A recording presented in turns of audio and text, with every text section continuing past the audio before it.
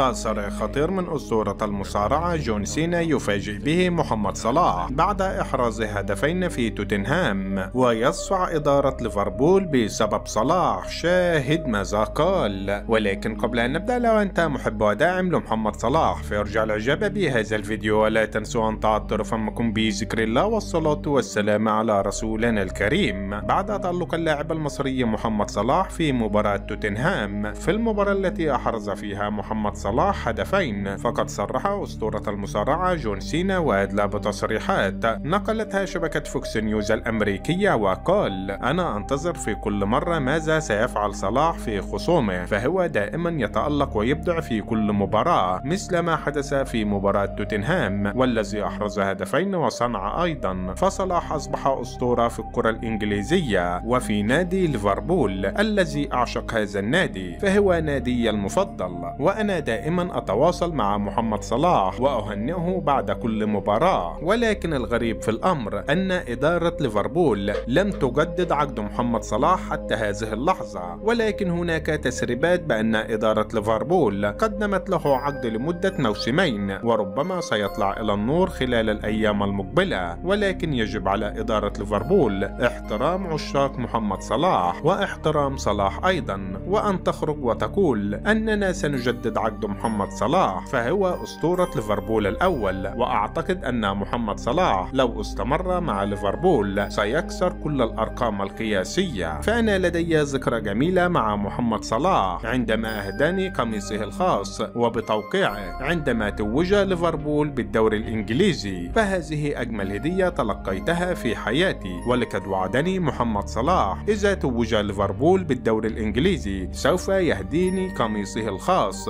وبتوقيعه أيضا، لكي أكون حصلت على 2 دوري مع ليفربول. وفي النهاية شاركونا بآرائكم حول هذا الموضوع، ولا تنسوا الإعجاب بهذا الفيديو والاشتراك في القناة ليصلكم جديدنا.